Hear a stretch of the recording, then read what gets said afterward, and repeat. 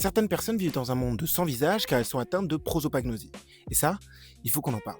La prosopagnosie, c'est l'incapacité à reconnaître les visages des personnes que l'on connaît, célébrités ou proches, alors que nos capacités visuelles ne sont pas endommagées. Pour certaines personnes, cette difficulté est présente depuis la naissance, alors que pour d'autres, elle sera acquise suite à une lésion ou à des problèmes de santé.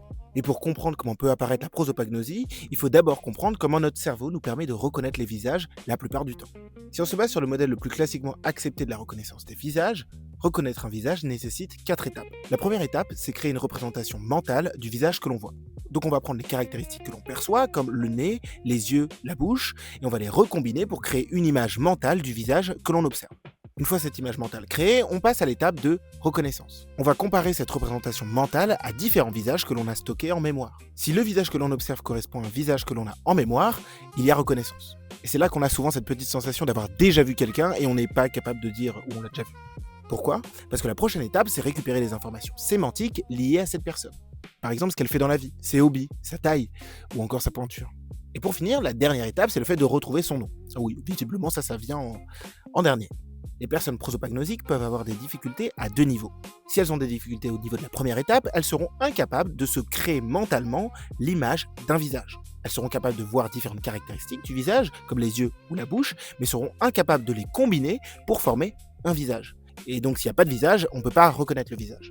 Mais les personnes prosopagnosiques peuvent également avoir un problème lors de la deuxième étape, celle de la reconnaissance. Certains prosopagnosiques peuvent être capables de percevoir correctement les visages, mais être dans l'incapacité de faire correspondre le visage qu'elles voient à un visage qu'elles ont en mémoire. Et donc elles sont dans l'incapacité de reconnaître un visage. Et vous pouvez imaginer que c'est juste une anecdote, que certaines personnes ont cette caractéristique, mais que ça n'a pas un grand impact sur leur vie. Car au final, elles sont capables de se mouvoir comme la plupart, ou de travailler. Mais c'est plus complexe que ça. De nombreuses études sur la santé mentale des personnes prosopagnosiques montrent que cette condition a un impact sur leur niveau d'anxiété. Et cela pour une raison très simple, nous considérons que notre visage est notre identité. Au quotidien, si une personne n'est pas capable de vous reconnaître en vous voyant, vous risquez de mal le prendre, d'avoir l'impression de ne pas avoir impacté cette personne ou qu'elle ne vous considère pas de la même façon que vous la considérez. Bref, vous avez l'impression de ne pas être apprécié. Sauf qu'une personne prosopagnosique a besoin d'autres éléments pour vous reconnaître. Vous êtes plus qu'un simple visage. Vous êtes un amas de traits de personnalité, d'anecdotes et d'expériences personnelles qui permettent de vous définir. En plus de ça, vous avez des caractéristiques physiques, comme votre coupe de cheveux ou encore les tenues que vous mettez.